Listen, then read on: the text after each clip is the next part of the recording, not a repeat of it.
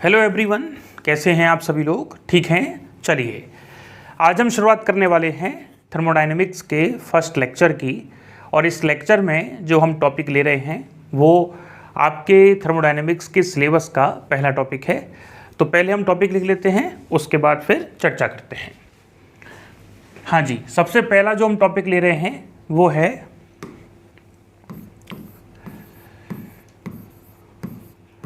Production of low temperature.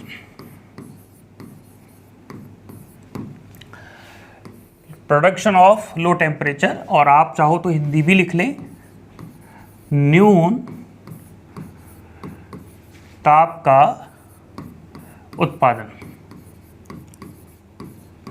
हाँ जी, इससे पहले हमने जो आपका 0th लेक्चर लिया था या जो बेसिक लेक्चर लिया था उसमें सिलेबस के सभी टॉपिकों को पढ़ने के लिए काम आने वाली जो टर्मिनोलॉजी है, जो बेसिक इन्फॉर्मेशन या कॉन्सेप्ट हैं, उनको बता दिया था। और कल के लेक्चर में जो हमने एंथैल्पी पढ़ाई थी वो आज इस लेक्चर में काम आने वाली है या इस टॉपिक में काम आने वाली है। तो चलिए टॉपिक की शुरुआत करते हैं। ये जो प्रोडक्शन ऑफ लो टेम्परेचर है, इसका मतलब बड़ा ही स्पष्ट है कि हम कई सारे तरीके इस्तेमाल करेंगे जिनकी हेल्प से हम टेम्परेचर को कम कर सकें या हम लोअर टेम्परेचर को पैदा कर सकें या प्राप्त कर सकें। सबसे पहले ये मानते थे कि जो बर्फ़ है, जो आइस है, वो सबसे ज़्यादा ठंडी है। 0 डिग्री सेंटीग्रेड को ही सबसे लोएस्ट टेम्परेचर माना जाता था। लेकिन फिर किसी ने बर्फ़ में नमक मिला दिया तो उसका टेम्परेचर और डाउन हो गया। फिर कई सारे साइंटिस्ट ने अलग अलग एक्सपेरिमेंट किए और टेम्परेचर को धीरे धीरे 4 केल्विन 2 केल्विन तक लेते चले गए। एक क्वेश्चन सबसे पहले ये आता है दिमाग में कि सर हमको लोअर टेम्परेचर क्यों जनरेट करना है या क्यों पैदा करना है। आपके नॉलेज में होगा कि फिजिक्स के कई ऐसे फिनोमिना हैं, कई ऐसे एक्सपेरिमेंट हैं जिसमें हमको लोअर टेम्परेचर की रिक्वायरमेंट होती है। जैसे सबसे फेमस फिनोमिना हम सुपर कंडक्टिविटी पढ़ते हैं, अतिचालकता पढ़ते हैं। अतिचालकता क्या होती है? जब किसी स्पेसिफिक मटेरियल का टेम्परेचर जो है वो एक स्पेसिफिक या विशिष्ट लोअर टेम्परेचर तक कर दिया जाता है या उसका टेम्परेचर काफ़ी घटा दिया जाता है, तो उसके अंदर चालकता जो है, कंडक्टिविटी जो है, वो इनफाइनाइट तक या मैक्सिमम हो जाती है। तो सुपर कंडक्टिविटी का प्रॉपर्टी लाने के लिए, इस गुण को जनरेट करने के लिए हमें लोअर टेम्परेचर की रिक्वायरमेंट है। इस तरीके से कई सारी केमिकल रिएक्शंस हैं जिसमें लोअर टेम्परेचर की रिक्वायरमेंट पड़ती है। तो कहने का सीधा सीधा मतलब क्या है कि इस टॉपिक में हम कई सारे मेथड्स पढ़ेंगे, कई सारे साइंटिस्ट ने जो तरीके डेवलप किए हैं उनको पढ़ेंगे जिसकी हेल्प से हम लोअर टेम्परेचर को जनरेट करेंगे। तो उनमें से सबसे पहला तरीका है जूल थॉमसन एक्सपेंशन। हाँ जी, और हिंदी में कहते हैं इसको जूल थॉमसन प्रसार। एक्सपेंशन का मतलब होता है प्रसार या फैलाना, ठीक है। इसमें जूल थॉमसन साहब कहते हैं कि यदि किसी गैस को उच्च दाब से, हायर प्रेशर वाले रीजन से लोअर प्रेशर वाले रीजन की तरफ एक छोटे से होल से गुजारा जाए तो गैस का जो टेम्परेचर है वो चेंज हो जाता है। मतलब वो ये कहना चाहते हैं कि यदि हमारे पास एक बॉक्स है जिसमें एक होल है और ये हमारा दूसरा बॉक्स है, तो यदि इसमें कोई गैस फिल है और ये जो गैस है इसका प्रेशर हाई है, उच्च दाब है, इस गैस को यदि इस छिद्र से, इस होल से आप पास करोगे, गुजारोगे, तो ये गैस जब यहाँ पहुँचेगी तो उसका टेम्परेचर जो है वो चेंज हो जाएगा। चेंज होने का मतलब या तो बढ़ेगा या घटेगा। और कुछ गैसों को छोड़ दें, हाइड्रोजन और हीलियम गैस को छोड़ दें, तो बाकी की सभी गैसों का जो टेम्परेचर है वो हाई टेम्परेचर से लो टेम्परेचर पर जब एक छिद्र से गुजारी जाती है गैस तो उसका टेम्परेचर घटता है। इस प्रोसेस में क्या होता है कि ये जो गैस है जो हायर प्रेशर पे भरी हुई है, ये जब लोअर प्रेशर की तरफ जाती है या खाली रीजन की तरफ जाती है तो गैस का एक्सपेंशन होता है, गैस का प्रसार होता है, मतलब गैस के पार्टिकल दूर दूर हो जाते हैं। इसको कहते हैं जूल थॉम्सन एक्सपेंशन या जूल थॉम्सन प्रसार। तो सबसे पहले आप एक बेसिक सी डेफिनेशन लिख लो जो आपके इस एक्सपेरिमेंट को समझने में आपकी हेल्प करेगी। तो लिखिए, जब किसी गैस को उच्च दाब से मतलब हायर प्रेशर से निम्न दाब की ओर किसी छिद्र के माध्यम से गुजारा जाता है तो गैस का ताप परिवर्तित हो जाता है। इस स्थिति में गैस का प्रसार होता है और इसे जूल थॉम्सन या जूल थॉम्सन प्रसार कहते हैं या एक्सपेंशन कहते हैं। अब ये जो गैस हमको मिली है, इस गैस का ताप जो है, इस गैस का जो टेम्परेचर है, ध्यान से समझना, ये काफ़ी इंपॉर्टेंट पॉइंट है। ये जो गैस हायर प्रेशर से लोअर प्रेशर की तरफ आई है तो इस गैस का हमने क्या कहा, ताप चेंज होगा। अब टेम्परेचर या तो इंक्रीज होगा और या टेम्परेचर क्या होगा, डिक्रीज होगा। ठीक है, या तो टेम्परेचर बढ़ेगा या टेम्परेचर घटेगा। एक कंडीशन और बनेगी, हो सकता है टेम्परेचर में नो चेंज हो। मतलब क्या है कि जब उच्च दाब से गैस को एक होल के माध्यम से निम्न दाब वाले क्षेत्र में भेजा जाए तो हो सकता है टेम्परेचर चेंज ही ना हो, यहाँ जो गैस का टेम्परेचर है वो यहाँ रहे। ऐसा कब हो सकता है, केवल और केवल एक कंडीशन में, जब गैस कैसी हो, आदर्श गैस हो। आदर्श गैस का मतलब आपको पता है, आइडियल गैस। यदि गैस आइडियल गैस है तो उस केस में क्या होगा, उस केस में जूल थॉम्सन एक्सपेंशन वर्क नहीं करता या गैस का टेम्परेचर चेंज नहीं होता। बाकी का, यदि गैस वास्तविक है, यदि गैस रियल है तो उस केस में टेम्परेचर या तो बढ़ेगा या घटेगा। ठीक है, तो एक लाइन आप नीचे लिख लीजिए, हम लिख देते हैं, नोट लगा के लिखना। क्या लिखेंगे, आइडियल गैसेस का टेम्परेचर चेंज नहीं होता।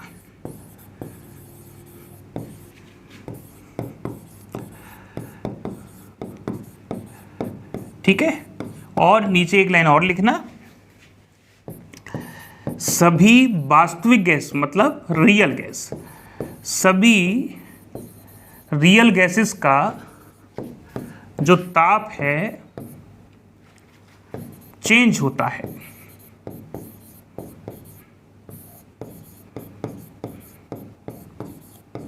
ठीक है, ये दो बातें आपको पता होनी चाहिए। अब आप सोच रहे होंगे कि सर आइडियल गैस में से क्या खास बात है कि उनका टेम्परेचर जब हम एक्सपेंशन करते हैं, हायर प्रेशर से लोअर प्रेशर की तरफ गैस को भेजते हैं तो टेम्परेचर चेंज नहीं होता, और वास्तविक गैस में क्या प्रॉब्लम है कि उनका चेंज हो जाता है। तो एक शब्द है, वो है इंटरमॉलिक्यूलर फोर्स, अंतराण्विक बल। जो गैस के मॉलिक्यूल हैं, आदर्श गैस के मॉलिक्यूल, तो आदर्श गैस के जो अणु हैं उनके बीच में, दो अणुओं के बीच में अंतराण्विक बल नहीं लगता है, वो इंडिपेंडेंट रहते हैं क्योंकि वो आदर्श हैं। और जब उनके बीच में अंतराण्विक बल नहीं लगता, इस वजह से गैस का टेम्परेचर भी चेंज नहीं होता। लेकिन जितनी भी वास्तविक गैसेस हैं, उन सभी गैसेस के अणुओं के मध्य में इंटरमॉलिक्यूलर फोर्स या अंतराण्विक बल लगता है। अब अंतराण्विक बल लगने से क्या होगा, सोचो गैस हायर प्रेशर में भरी हुई है, ठीक है, और इस गैस को इस होल से अपन को गुजारना है। तो यहाँ जब गैस हायर प्रेशर में है तो जब ये खुले रीजन में जाएगी तो गैस के पार्टिकल्स जो हैं, गैस के मॉलिक्यूल्स क्या होंगे, दूर दूर हो जाएंगे, क्योंकि लोअर प्रेशर है तो वो दूर दूर होंगे। जब गैस लोअर प्रेशर में उसके मॉलिक्यूल्स दूर दूर होंगे तो उनके बीच में जो अंतराण्विक बल है वो दूर दूर जाने की कोशिश करेंगे, मतलब बल क्या होगा, घटेगा। इस स्थिति में क्या होगा, ये पूरा जो प्रोसेस है ये होता है ऊष्मारोधी, मतलब एडियाबेटिक। इसमें ना तो ऊष्मा देते हैं ना ऊष्मा लेते हैं। तो गैस के एक्सपेंशन में गैस के मॉलिक्यूल्स को दूर हटाने के लिए जो कार्य किया जाएगा वो गैस के द्वारा ही किया जाएगा, बाहर से कोई भी ऊष्मा नहीं दी जाती। सोचिए आप, गैस के मॉलिक्यूल्स दूर जा रहे हैं, तो गैस के मॉलिक्यूल्स जब दूर जाएंगे तो दूर जाने के लिए जो वर्क की रिक्वायरमेंट होगी, जो एनर्जी की रिक्वायरमेंट होगी, वो गैस के मॉलिक्यूल्स खुद अरेंज करते हैं। इस वजह से उनका जो टेम्परेचर है वो एनर्जी कम होने की वजह से घट जाता है। रिपीट कर रहे हैं, आदर्श गैस में कोई भी इंटरमोलिकुलर फोर्स नहीं है। इस वजह से जब गैस का एक्सपेंशन होता है तो कोई भी इंटरमोलिकुलर फोर्स नहीं होने की वजह से उनमें कोई भी वर्क करने की रिक्वायरमेंट नहीं रहती, पार्टिकल आसानी से दूर जा सकते हैं। लेकिन जब रियल गैस को हायर प्रेशर से लोअर प्रेशर की तरफ भेजा जाता है तो गैस के मॉलिक्यूल्स दूर हो जाने की वजह से या उनके बीच में जो स्पेस है या डिस्टेंस है वो बढ़ जाने की वजह से उनको कार्य करना पड़ता है, और ये जो वर्क है, ये जो एनर्जी है, वो खुद से ही लेते हैं या खुद की गैस की जो एनर्जी है वो खुद ही खर्च करते हैं। तो इसके बेस पे उनका जो टेम्परेचर है वो क्या हो जाएगा, कम हो जाएगा, या उनकी एनर्जी जो है वो कैसी हो जाएगी, कम हो जाएगी। तो लिख लीजिए एक लाइन और लिखिए, क्या लिखेंगे, एक लाइन हम बोल रहे हैं वो आप लिख लीजिए। लिखिए, आइडियल गैस में, आदर्श गैस में इंटरमोलिकुलर फोर्स उपस्थित नहीं होने की वजह से गैस का टेम्परेचर चेंज नहीं होता। और अगली लाइन में लिखना, वास्तविक गैसों के अणुओं के मध्य अंतराणविक बल या इंटरमोलिकुलर फोर्स उपस्थित होने की वजह से गैस का जो टेम्परेचर है वो चेंज होता है। ठीक है, चलिए अब जो हमने अभी थ्योरी आपको पढ़ाई है उसको हम प्रैक्टिकली समझते हैं कि ऐसा कैसे पॉसिबल है। देखिए, लिखिए, टॉपिक लगा दीजिए, थ्योरी ऑफ जूल थॉमसन, ऐसे लिख लीजिए, एक्सपेंशन। पूरा लिखने की जरूरत नहीं है, सिद्धांत पढ़ रहे हैं अपन लोग जूल थॉमसन एक्सपेंशन का या जूल थॉमसन प्रसार का, JTE का। इसमें क्या होगा, आप लिखना स्टार्ट कीजिए। लिखिए, एक ऊष्मारोधी निकाय में, एक ऊष्मारोधी निकाय में पिस्टन X तथा पिस्टन Y लगे हैं। एक ऊष्मारोधी निकाय है जिसमें पिस्टन X और पिस्टन Y लगे हैं।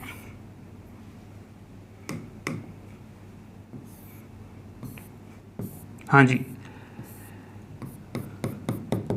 बीच में दोनों पिस्टनों के मध्य में एक सरंध्र डॉट या कोरस प्लग उपस्थित होती है। चलो इसको थोड़ा सा बड़ा कर लेते हैं। ये वो स्मॉल होल्स हैं जिनसे गैस जो है वो ए रीजन से बी रीजन की तरफ जाएगी, या उच्च दाब वाले क्षेत्र से हम लिख देते हैं उच्च दाब,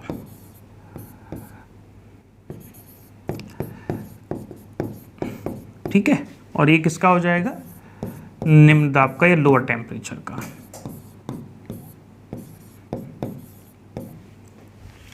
हाँ जी, देखो, ये कोई भी पिस्टन है X और यहाँ हमने किसी गैस को फिल किया हुआ है।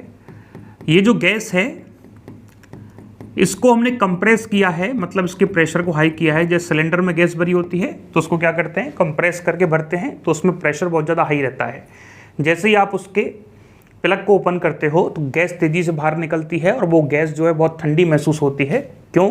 क्योंकि जैसे गैस बाहर निकलती है उनके पार्टिकल्स दूर दूर हो जाते हैं, और दूर दूर होने के लिए जो एनर्जी यूज़ की जाती है वो खुद से करते हैं। तो हम क्या देखते हैं, हमने क्या किया, एक पिस्टन लगा हुआ है X और इसके अंदर गैस भरी है, जो यहाँ से ये जो हमने होल्स बनाए हैं यहाँ से उसको बाहर निकलना है। इसको आप लिख दीजिए सरंध्र डॉट।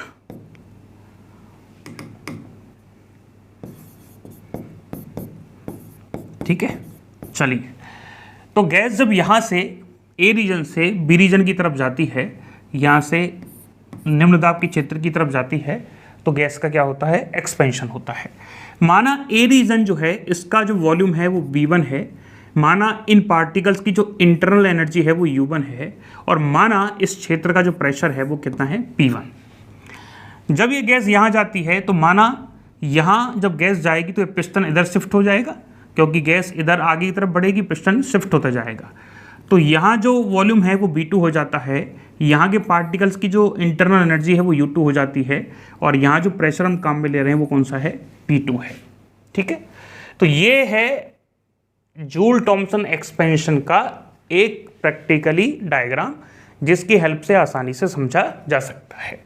अब इसमें समझने वाली क्या बात है, देखो जब इस गैस को प्रेशर लगाया जाता है तो ये यहाँ से यहाँ शिफ्ट होती है, तो धीरे धीरे करके क्या होगा, ये पिस्टन यहाँ आ जाएगा, सारी गैस कहाँ चले जाएगी, दूसरे रीजन में। तो कहने का मतलब हम लिखें, हाँ जी देखिए, कोई लिखेगा नहीं, अब केवल समझो, पिस्टन X के द्वारा किया गया कार्य कैसे निकालेंगे जरा बताइए। सर कार्य निकालने का एक तरीका होता है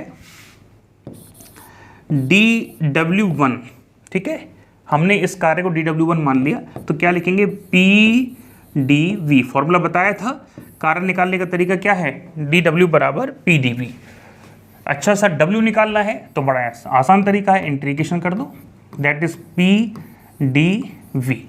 ठीक है, अब ये वर्कडन किसके कारण है, X के कारण, या X पिस्टन के कारण, या पिस्टन के द्वारा गैस पे किया गया कार्य है। तो ऐसे सिचुएशन में जो W1 है वो क्या आएगा, हाँ जी, यहाँ से यहाँ तक कौन सा प्रेशर है, इधर P1 है। दूसरा, पहले जब ये पिस्टन यहाँ था तो इसका वॉल्यूम कितना था, B1, और जब पिस्टन को यहाँ तक शिफ्ट कर दिया गया है, सारी गैस इधर आ गई है, तो वॉल्यूम कितना हो जाएगा, 0। पहले वॉल्यूम कितना था B1, बाद में कितना हो गया 0, यहाँ क्या है dV। तो W1 बराबर P1 बाहर आ जाएगा, और 0 माइनस B1, या एक स्टेप और इंक्रीज कर लीजिए, dV का जो इंटीग्रेशन है B आएगा, दैट इज B1 और 0, और W1 बराबर कितना आ गया, P1, 0 माइनस B1, W1 बराबर माइनस P1 B1। ये लो जी। अब पिस्टन Y के द्वारा हम क्या देखेंगे, गैस के द्वारा इस पिस्टन पे कार्य किया जाएगा। कैसे करेगा, ये पिस्टन पहले यहाँ होगा, जब गैस जो है कंप्लीट इधर होगी तो पिस्टन इससे टच कर रहा होगा, लेकिन गैस जैसे ही इस होल से इधर आई तो पिस्टन खिसक के कहाँ आ गया, इस पॉइंट पे। तो वॉल्यूम कितना हो गया V2, मतलब पहले कितना था 0। तो क्या लिखेंगे, पिस्टन Y, ऐसे लिख सकते हैं, पिस्टन, एक लाइन हम इस्तेमाल कर सकते हैं, गैस काम करेगी पिस्टन 2 पर, तो क्या लिखेंगे, गैस द्वारा पिस्टन Y पर किया गया कार्य। ठीक है, तो यहाँ क्या लिखेंगे, W2 बराबर, हाँ जी, पहले कितना था वॉल्यूम 0, अब कितना हो गया B2, प्रेशर कितना है P2, और यहाँ क्या आ जाएगा dV। सॉल्व करोगे तो क्या आएगा P2 B2, इक्वेशन नंबर 2। हाँ जी, अब बताइए टोटल वर्क कितना है, टोटल वर्क आ गया डेल्टा W बराबर W1 प्लस W2। W1 कितना है sir, minus P1 B1, W2 कितना है P2 B2, ये आ गया टोटल वर्क, इक्वेशन नंबर 3। हाँ जी, फर्स्ट लॉ ऑफ थर्मोडायनेमिक्स क्या होता है, कल बताया था, बताइए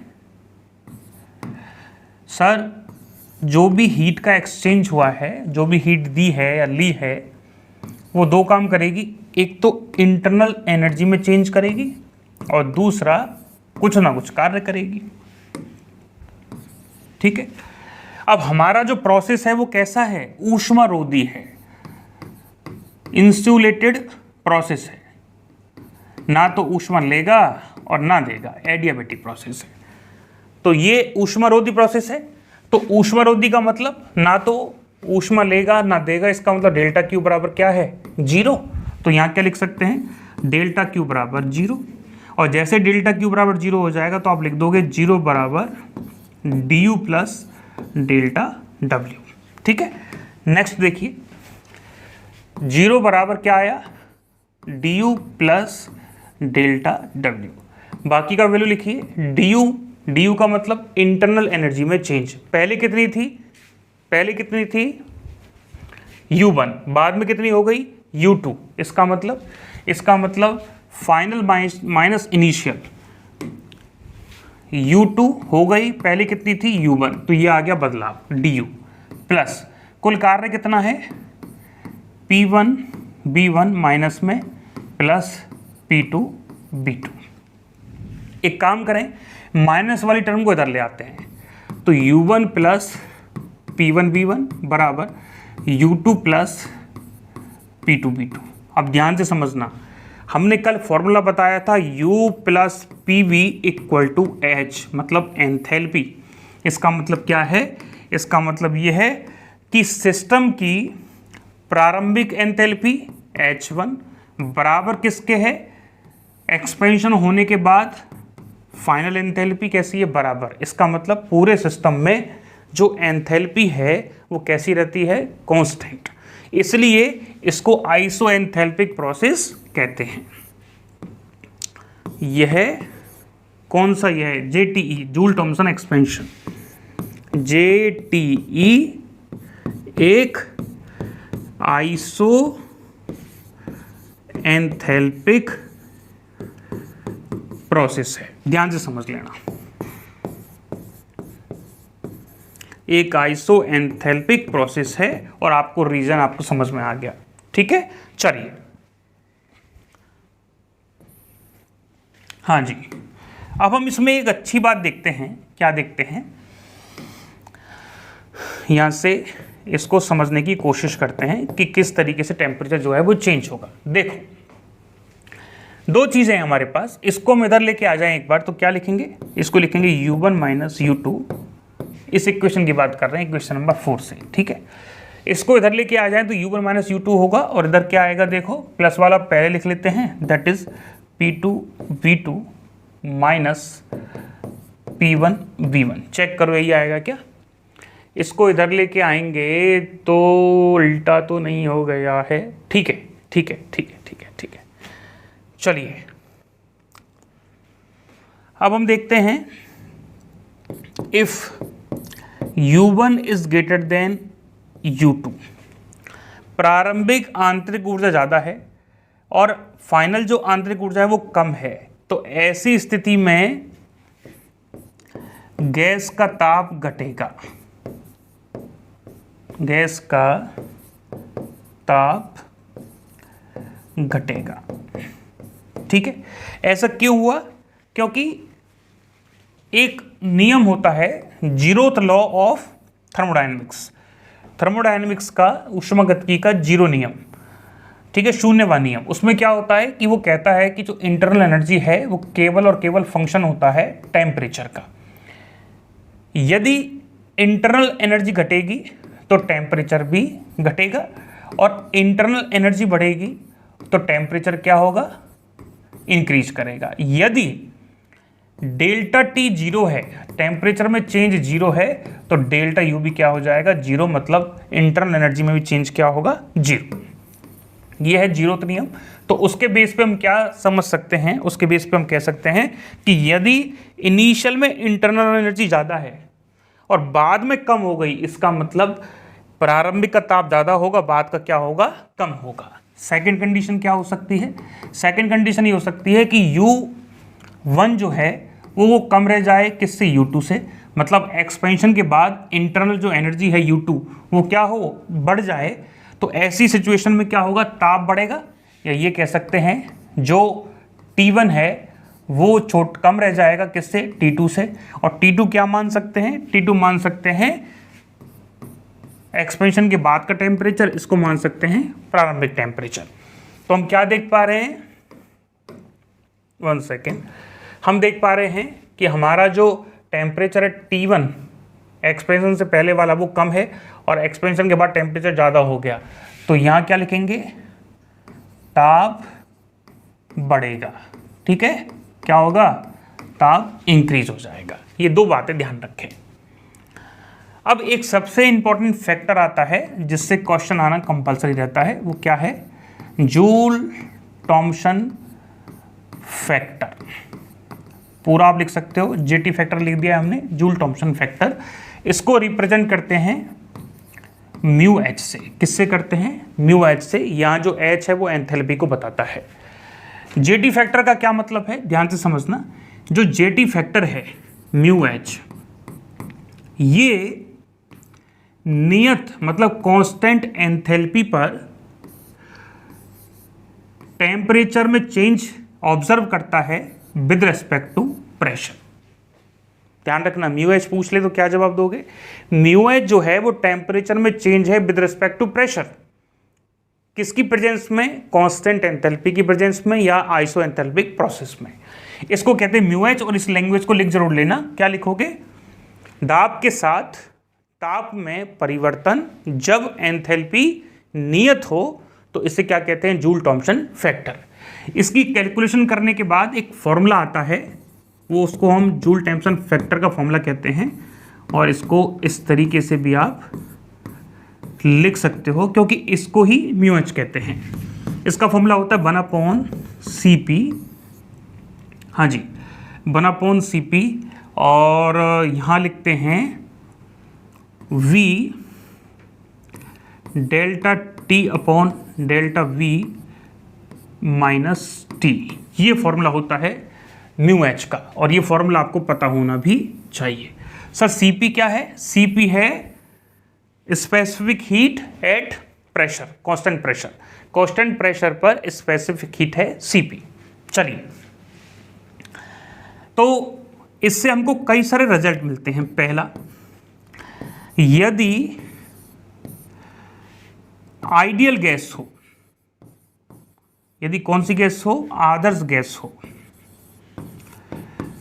यदि आदर्श गैस हो तो, हाँ जी ध्यान रखना, यदि आदर्श गैस हो तो हमने क्या बताया था, टेम्परेचर चेंज नहीं होता। इसका मतलब जब टेम्परेचर चेंज नहीं होगा तो डेल्टा टी क्या हो जाएगा, 0। तो म्यू एच बराबर कितना आ जाएगा, 0। ये लो जी, ध्यान रखना। क्वेश्चन कई बार आया है, आरयू एंट्रेंस एग्जाम का एग्जाम पेपर होता है, सीयू सेट का पेपर होता है, तो ये क्वेश्चन कई बार आता है कि आदर्श गैस के लिए joule Thompson factor, joule Thompson गुणांक कितना होता है, 0, 1, इनफाइनाइट या 2a/RB। तो आपका आंसर होगा 0। ठीक है, चलिए, क्योंकि टेम्परेचर चेंज नहीं होता। सेकंड, रियल गैस के लिए, चलो नेक्स्ट ऐसा करते हैं, नेक्स्ट पेज पे ले लेते हैं।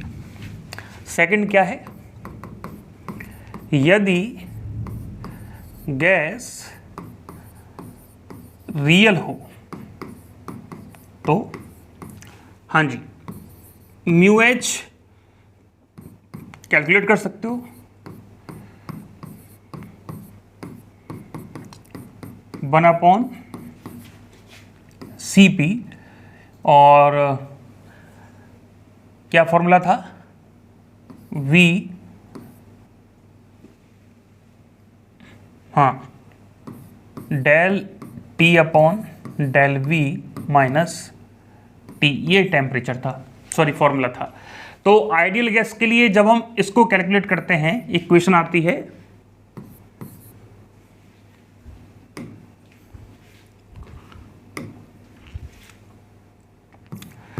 P plus A/B², V minus B equal to RT।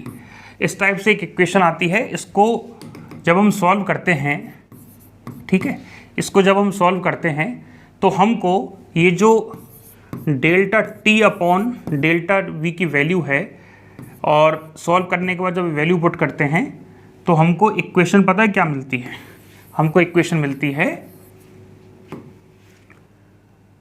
Mu H बराबर 1/Cp 2a/RB माइनस T।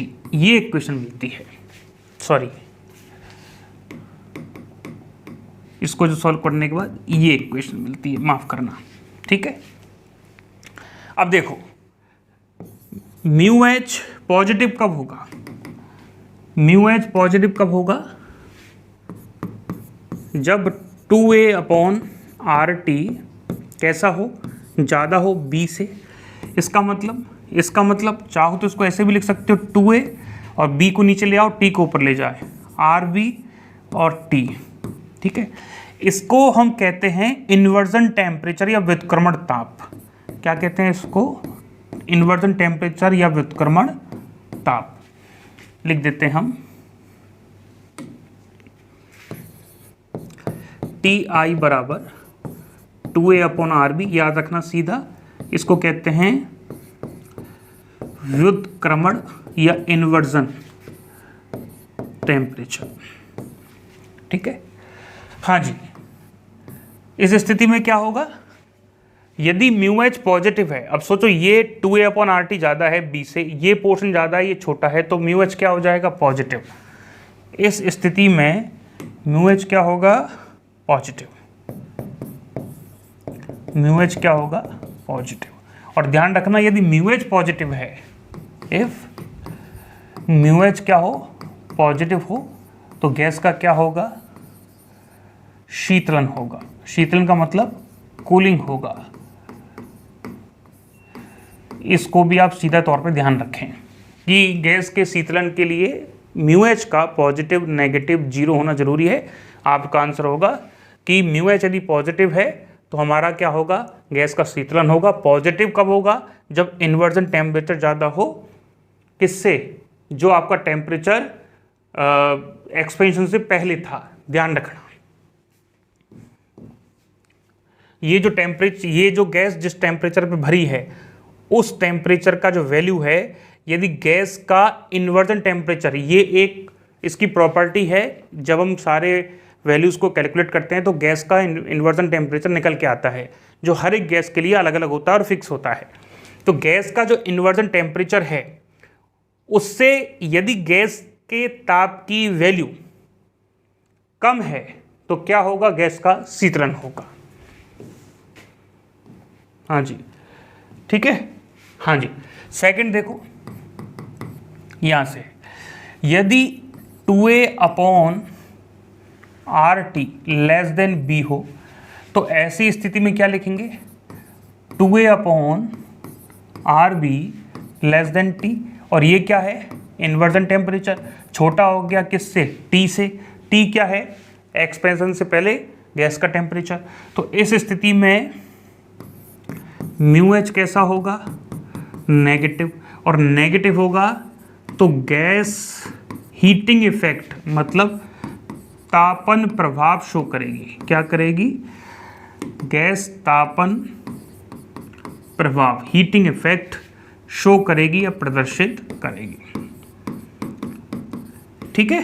तो एक बात हम नोट के तौर पे लिख दें, यदि इन्वर्जन टेम्परेचर जो है वो ज़्यादा है गैस के टेम्परेचर से तो ये होगा शीतलन, mu H equal to positive होगा और यहाँ होगी कूलिंग, ठीक है। और यदि T I less than T है तो यहाँ जो म्यू एच है वो क्या होगा, नेगेटिव, और यहाँ होगी हीटिंग, ठीक है। और ये जो कंडीशन है हीटिंग वाली, ये केवल दो गैसेस में मिलती है, H2 और He में, क्योंकि इनका जो टेम्परेचर है, इन्वर्जन टेम्परेचर, वो -80 डिग्री सेंटीग्रेड होता है। तो इस गैस का टेम्परेचर यदि इस फॉर्मूले से कैलकुलेट किया जाए तो हमको -80 डिग्री सेंटीग्रेड मिलता है। और यदि -80 डिग्री सेंटीग्रेड टेम्परेचर किसी भी गैस का इन्वर्जन टेम्परेचर है और आप H2 गैस को सामान्य ताप पर 27 डिग्री 28 डिग्री पर एक्सपेंशन करोगे तो 27 डिग्री क्या है, इससे ज़्यादा है। मतलब कंडीशन कौन सी है, ये वाली। -80 डिग्री क्या है, गैस का इन्वर्जन टेम्परेचर, ये है रूम टेम्परेचर। तो इस केस में हाइड्रोजन को यदि आप एक्सपेंड करोगे, उसका एक्सपेंशन करोगे तो हीटिंग इफेक्ट शो होगा, ठीक है। चलिए, तो ये सारी बातें आपको समझ में आ गई होंगी और इस तरीके से हमारा जो ये टॉपिक है, कौन सा, जूल थॉमसन एक्सपेरिमेंट या एक्सपेंशन या जो प्रोसेस है वो कैसा हो जाता है कंप्लीट। और इसमें हम एक बार आपको रिवाइज करवा दें, 2-3 बातें बड़ी स्पष्ट तौर पे ध्यान रखो समरी के तौर पे, आप भी लास्ट पेज पे जरूर लिख लेना। पहला कि जूल थॉमसन जो एक्सपेरिमेंट है ये एक आइसोएंथैल्पिक प्रोसेस है, ये एक बात आप ध्यान रखोगे, ठीक है। दूसरा, ये जो आइसोएंथैल्पिक प्रोसेस है, आइसोएंथैल्पिक का प्रोसेस का मतलब क्या है, एक्सपेंशन से पहले और एक्सपेंशन के बाद जो एंथैल्पी है वो कैसी है, कांस्टेंट है। इसके बाद आप ध्यान रखोगे कि जो आइडियल गैस है, चलो एक म्यू एच ले लेते हैं पहले, है ना।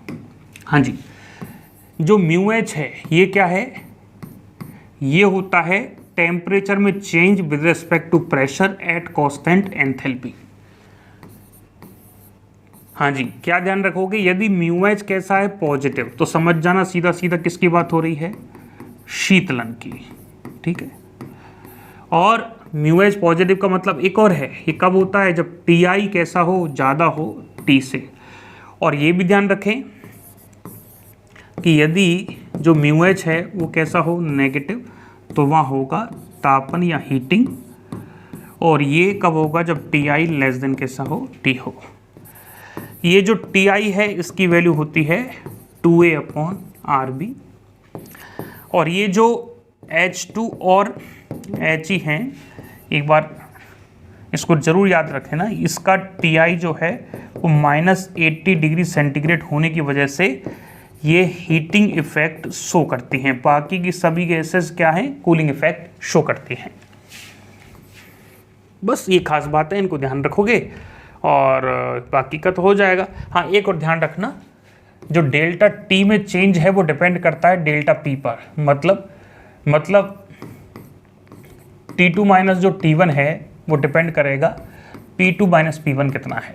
मतलब ये है कि हायर जो प्रेशर है और जो लोअर प्रेशर है, उनके प्रेशर का डिफरेंस जितना ज़्यादा होगा उनके टेम्परेचर में भी डिफरेंस उतना ज़्यादा आएगा। समझना हमारी बात को। एक्सपेंशन से पहले यदि गैस जो है वो बहुत ज़्यादा उच्च दाब पर भरी हुई है तो उसका जो तापमान और हीटिंग इफेक्ट है या उसके टेम्परेचर में जो चेंज है वो भी ज़्यादा आएगा। तो ये थोड़ा सा ध्यान रखना। इस तरीके से आपको जूल थॉमसन जो इफेक्ट है, जूल थॉमसन जो एक्सपेंशन है वो कंप्लीट हो जाता है। तो चलिए नेक्स्ट टॉपिक की तरफ चलते हैं, आप इसको नोट कर लीजिए।